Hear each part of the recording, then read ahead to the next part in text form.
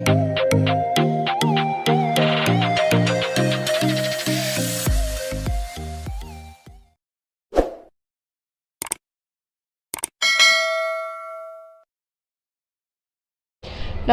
माझ्या बालमित्रांनो, ऑनलाईन पढाई या यूट्यूब चॅनलमध्ये तुमचं स्वागत आहे। मी आज तुम्हाला शिकवणार आहे इयत्ता 3 पाठ क्रमांक 4 पाणी किती खोल। चला तर मग शिकूया पाणी किती खोल। म्हैस कडबा चघळत उभी आहे, तिचा नातू रेडकू तिच्या आजूबाजूला खेळत आहे। म्हैस: आता मी खरंच म्हातारी झाले, हा कडबा काही चालवेना मला। रेडकाला हाक मारते, अरे बाळा, माझं एक काम करशील? रेडकू: हो, सांग ना। म्हैस: ही कडब्याची पेंढी तेवढी नदी पल्ल्याकडं कडबा कुट्टीवरून कापून घेऊन ये, म्हणजे मला कडबा नीट चघळता येईल।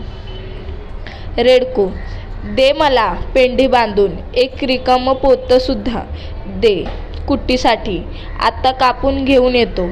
म्हैस रेडकाच्या पाठीवर कडब्याची पेंढी बांधून देते।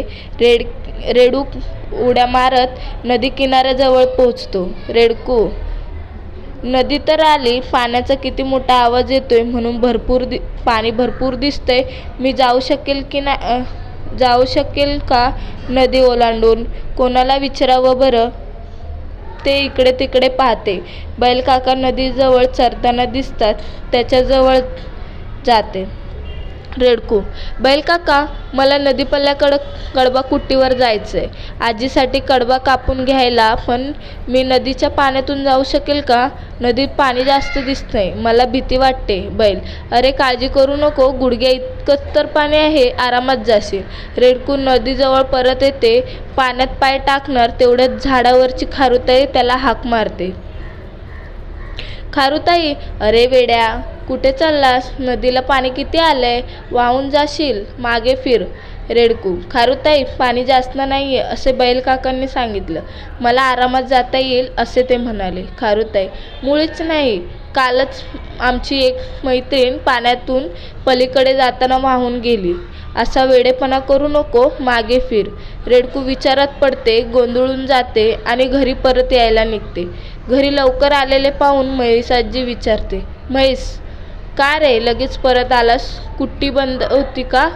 रेडकू: नाही ग आजी, मी कुट्टीला गेलोच नाही, नदीपासूनच परत फिरलो, नदीला पाणी खूप जास्त आले। म्हैस: अरे असं कसं होईल, सकाळीच तर गाढव दादा आला नदी पार करून, त्याच्या पोटापर्यंत सुद्धा पाणी नव्हतं असे तो म्हणत होता।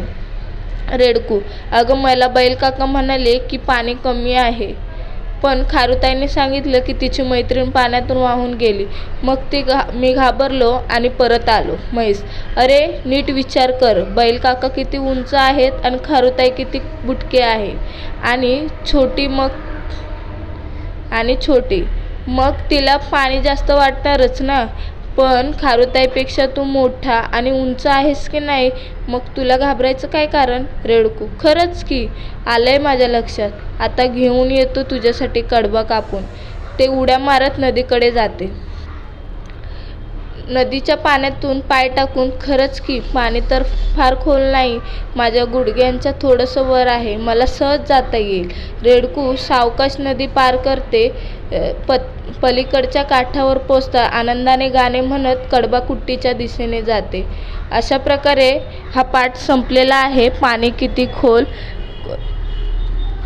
किती खोल आहे याचं आपण स्वाध्याय पाहणार आहोत। पहिला प्रश्न आहे, एका वाक्यात उत्तरे लिहा। प्रश्न आहे, म्हशीला काय चावता येत नव्हते? त्याचं उत्तर असणार आहे, म्हशीला कडबा चावता येत नव्हते।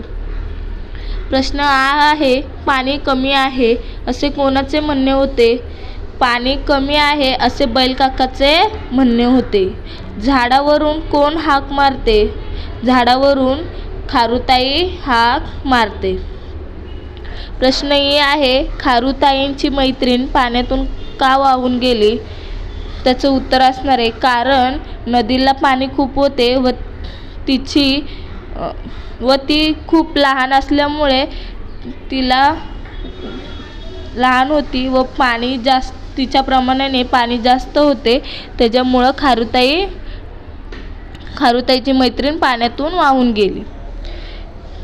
त्याच्यानंतर खाली प्रश्न आहे नदी पार केल्यावर रेडकाने काय केले? उत्तर असणार आहे नदी पार केल्यावरती रेडूक आनंदाने गाणी म्हणत म्हणत कडब्याच्या दिशेने गेला. प्रश्न दुसरा आहे बघा, कोण म्हणाले व ते का म्हणाले ते लिहा. त्याचं पहिलं असणार आहे आता मी खरंच म्हातारी झाले असे म्हैस रेडकाला म्हणाली आणि तिला कडबा चावता येत नव्हता. प्रश्न आहे गुडघ्या इतकंच तर पाणी आहे, आरामात जाशील असे बैल रेडकाला म्हणाले, कारण बैलाच्या मते पाणी कमी होते. नंतर प्रश्न आहे वाहून जाशील मागे फिर असे खारुताई रेडकाला म्हणाली, कारण खारुताईच्या मते नदीत खूप पाणी होते. नंतर आहे मग तुला घाबरायचं कारण काय? असे म्हैस रेडकाला म्हणाली, कारण रेडकू खारुताईपेक्षा मोठा व उंच होता. नंतर आहे प्रश्न मला सहज जाता येईल असे रेडूक स्वतःशीच म्हणाले, कारण म्हशीच्या बोलण्याचे त्याला आत्मविश्वास आला होता, म्हणून तो स्वतःशीच म्हणाला मला आता सहज जाता येईल. खाली प्रश्न तिसरा आहे जोड्या जुळवा. उदाहरणार्थ दिलेला आहे बघा, कडबा पेंडी, अ गट आणि ब गट. अ गटात दिलेला आहे लाकडाची, दुसरा आहे मेथीची, तिसरा आहे पुस्तकांचा. ब गटात आहे गठ्ठा, नंतर आहे मोळी, नंतर आहे जुडी. तर त्याचं उत्तर बघा, पहिल्याचं लाकडाची म्हणजे मुळी, नंतर मेथीची जुडी, नंतर पुस्तकाचा गठ्ठा.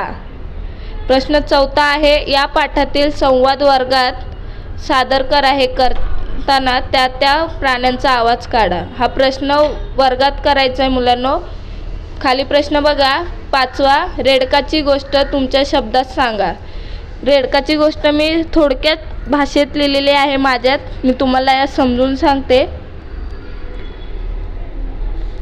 म्हैस म्हातारी झाली होती, तिला कडबा चावता येत नव्हता, म्हणून म्हशीने आपल्या नातवाला म्हणजेच रेडकाला नदीपल्ल्याकडच्या कडब्या कुट्टीवरून कडबा कापून आणायला सांगितले. नदीच्या पाण्याचा मोठा आवाज ऐकून रेडकू घाबरले. बैलकाका नदीजवळ चरत होते. बैलकाका रेडकाला म्हणाले, नदीला पाणी माझ्या गुडघ्या इतकंच आहे, आरामात जाशील. आणि रेडकू नदीजवळ आले. पाण्यात पाय टाकणार तेवढ्यातच झाडावरची खारुताई रेडकाला म्हणाली, कालच माझी मैत्रीण पाण्यातून वाहून गेली, जास्त पाणी आहे असे म्हणाल्यानंतर रेडूक घाबरले, गोंधळून गेले आणि ते माघारी फिरले. तेव्हा म्हैस त्याला म्हणाली, सकाळीच गाढवदादा नदी पार करून आला. बैलकाका उंच आहे आणि खारुताई बुटकी आहे. तू खारुताईपेक्षा मोठा व उंच आहेस, तू घाबरू नकोस असे म्हणाला. म्हशीने रेडकूच्या मनात आत्मविश्वास निर्माण केला. रेडकूने आनंदाने नदी पार केली आणि गाणे म्हणत ते कडबा कुट्टीच्या दिशेने गेले. अशा प्रकारे मी माझ्या भाषेत ही थोडक्यात रेडकाची गोष्ट लिहिलेली आहे. त्याच्यानंतर प्रश्न 6वा, खालील प्राण्यांशी तुम्ही गप्पा मारत आहात अशी कल्पना करून वर्गात संवाद सादर करा. हा प्रश्न तुम्हाला तुमच्या वर्गात करायचा आहे. त्याच्यानंतर प्रश्न 7वा, नदीतील पाणी बैलाच्या गुडघ्या इतके गाढवाच्या पोटापर्यंत तर रेडकाच्या गुडघ्याच्या थोडेसे वर होते. समजा नदीमधून खालील प्राणी चालले आहेत, त्यांच्या कोणत्या अवयवांपर्यंत पाणी येईल किंवा ते बुडतील ते विचार करून लिहा. म्हैसचं काय येणार आहे? गुडघ्या इतके. नंतर आहे जिराफचं काय येणार आहे? गुडघ्याच्या खाली. नंतर हत्तीचं काय येणार आहे? गुडघ्या इतके. नंतर उंट गुडघ्याच्या थोडेसे खाली. नंतर कुत्र्याच्या गळ्यापर्यंत म्हणजे पोहता येऊ शकतं. मांजराचं काय आहे, मांजरातही गळ्यापर्यंत येऊ शकतं, म्हणजे मांजरही पोहू शकतं. नंतर आहे उंदीर. उंदराचं काय येणार आहे, उंदीर खारुताई एवढाच असतो, त्याच्यामुळे उंदीर पाण्यात बुडून जाणार.